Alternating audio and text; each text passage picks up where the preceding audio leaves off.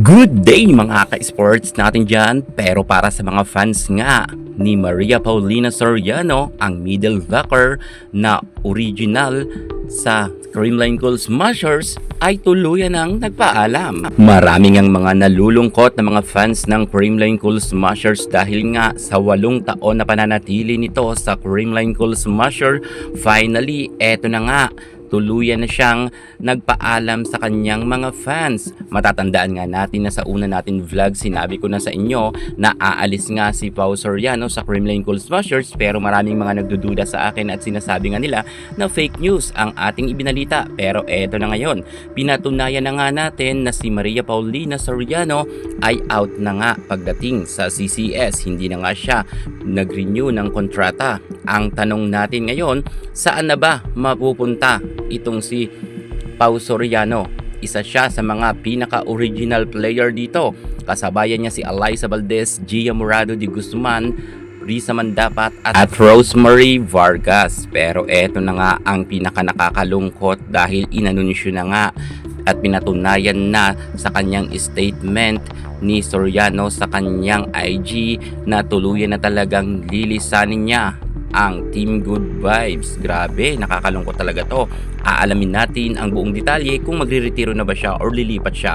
Narito na ang katotohanan, pero bago ang lahat, subscribe ka muna, click ang ating notification bell para lagi kang updated sa lahat ng issue sa volleyball. Susunod na!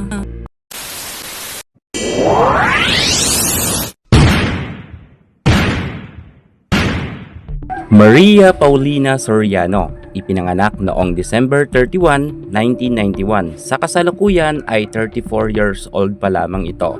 Pero malapit na siya mag-34 dahil sa December 31, birthday niya na. Tubo nga siyang Quezon City at noong nabuo nga ang Creamline Cool Smashers noong 2017 hanggang 2025 sa kasalukuyan ay nanatili nga itong si Pao Soriano. At sa matagal na panahon nga na pananatili ni Pao Soriano ay hindi natin akalain na aalis pa ito sa Creamline dahil 8 taon na nga siya dito. Akala natin ay dito na nga siya magre-retiro. Ngunit nagulantang nga ang mga fans ng ating Pao Soriano dahil nang i-anunsyo nga sa kanyang IG na aalis na siya sa Creamline Cool Smashers. Well, noon pa naman ay sinabi ko na sa inyo, diba, sa aking vlog na aalis nga si Pao Soriano. Marami kasi mga hindi naniniwala, pero eto na, finally nalinawan na nga ang lahat dahil mismo ngang si Pao Soriano na ang nagsalita at pinost niya na nga yan sa kanyang IG. Puntahan na lang ninyo para makita nga ninyo ang sinabi nga ni Pao Soriano na kanyang pamamaalam nga sa Creamline Cool Smasher. Ang tanong ng karamihan, bakit umalis si Pao Soriano sa Creamline Cool Smashers? Gayon maganda naman ang kanilang samahan at 8 taon na nga siya dito. Well, kung tutuusin, hindi na to usapin para nga sa sahod nila dahil mayaman naman talaga ang Creamline Cool Smasher dahil Ribisco company ito at talagang suportado nila ang lahat nilang mga manlalaro at nakapag-ipon na yan si Pao Soriano. Kung kaya habang bata pa si Pao Soriano ay mas maganda na umalis na rin siya sa Creamline Cool Smashers at lumipat siya dahil alam naman natin na bangko nga ito. Well, yes, tama ang inyong narinig. Hindi pa magre-retiro ang nasabi nating si Pao Soriano. Lilipat lang ito sa ibang team at kung saan yan, isasabi ko yan sa inyo sa mga susunod natin vlog kapag confirm na para hindi naman maging fake news. Ngunit eto nga ang katotohanan kung bakit ko nasabi sa inyo na lilipat si Pao Soriano. Ito ang kanyang statement. Bagamat nagpasalamat nga siya sa kanyang mga fans, pero kung hihimayin ninyo ang statement nga ni Pao Soriano sa kanyang IG, sabi niya nga, see you again. At syempre, alam natin na marami rin mga kukuha kay Pao Soriano. Ang tanong ng karamihan, meron pa bang ibubuga si Pao Soriano? Well, kung pag-uusapan naman natin sa kanyang angking kagalingan, marami na yan napatunayan si Pao Soriano. Makailan beses na nga siyang nagkaroon ng award bilang Best Scorer, Best Middle Blocker at marami pang iba. Si Pao Soriano ay marami na rin experience. Nagmula siya sa Adamson at paglipat niya nga sa PSL ay napunta siya sa PBL. Maraming team na rin siyang napuntahan at minsan na rin siyang napasama sa Team Philippines. Kung kaya malaki talaga ang maiaambag ni Pao Soriano if ever na ito ay mag-over the backod sa ibang team.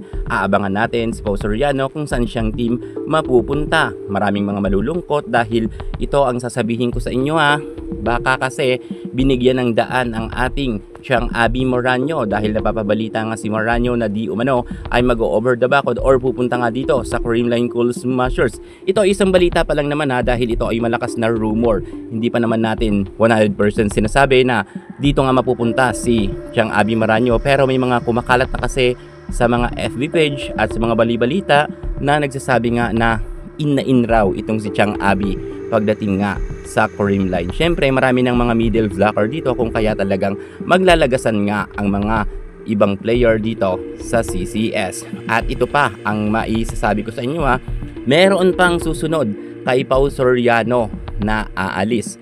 Well, minsan na rin natin tong ibinalita sa inyo at na-vlog ko na sa aking mga nakaraang vlog na sinabi ko nga yung mga aalis sa Creamline, at eto na nga nangyayari na paunti-unti dahil nga magto 2026 na, lagasan talaga ng mga players at ang iba dito ay hindi na nakarenew ng kontrata at ang iba talaga ay kinakailangan na nila mag-over the backwood. Okay na rin to kung lumipat si Pau Soriano dahil kasi sa napakatagal niya sa Creamline Cool Smashers, bilang na bilang lang sa ating daliri na makapaglaro siya sa loob ng court. Meron pa ngang buong conference ay hindi natin namataan itong si Pau Soriano. Maging si Risa man dapat ay gayon din.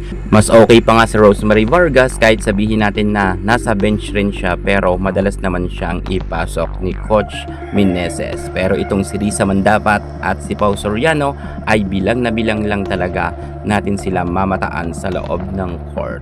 Akala nga ng iba wala na nga itong dalawang ito dahil sa hindi nga natin nakikita. Well, ito na nga mga ka-sports. Nakakalungkot man pero tanggapin na natin ang katotohanan na wala talagang forever, at maganda man ang samahan nila pagdating nga sa Creamline Cool Smashers. Mas kinakailangan talaga ni Pau Soriano lumipat. Baka mamaya meron sa kanya malaking offer at kinakailangan niya naman to dahil hindi na siya pabata, lalo na magti 34 years old na siya. Kinakailangan niya talaga ng malaking income pa rin para nga if ever na magretiro na siya sa mundo ng volleyball ay meron talaga siyang malaki rin na impok na salapi. Meron na rin naman siyang bahay at meron na rin naman siyang kotse na nabili. Nakapag-ipon naman talaga ang karamihan ng mga nasa Creamline Cool Smashers na players, lalo't maganda nga ang bigayan dito. Gayunpaman, aasahan natin na muli talaga nating mamamataan or makikita nga itong si Pau Soriano. Nakakalungkot lang pero para sa mga fans ng CCS, ganun talaga. Pero grabe sa totoo lang, ang dami na natin mga minahal na mga Creamline players na mga nagsialisan, mga nag-over the backwood na nga sa ibang team at may kanya-kanya na nga silang team. Pero eto nga mga ka-sports, nanatili pa rin naman na marami pa rin fans ang CCS kahit iilan-ilan na nga lang ang natitirang original player ng Creamline team. Aasahan na lang natin na patuloy pa rin na mamahalin ng ating Creamline fans ang team na CCS kahit marami na ngang magsilagasan dito. At eto na nga sasabihin ko sa inyo tulad ng sabi ko, mayroon pang mga aalis na kilalang kilala na mga players at minahal ninyo sa CCS. Ang maglalagasan talaga ang Creamline Cool Smashers. Talagang nakakalungkot to. Mukhang magre-rebuilding na ang Creamline Cool Smashers pagkatapos ngang ilang beses na rin silang natalo. At wala na nga sila ngayon hawak na corona. Pero alam natin na lahat ng bagay ay may purpose. Kapag may umalis, meron naman papalit. Good luck na lang kay Pau Soriano at sa mga fans ng CCS, manatili kayo sa Creamline Cool Smashers hanggang sa dulo. Yan muna ang pinaka-latest natin sa mundo ng volleyball. Thank you so much. God bless.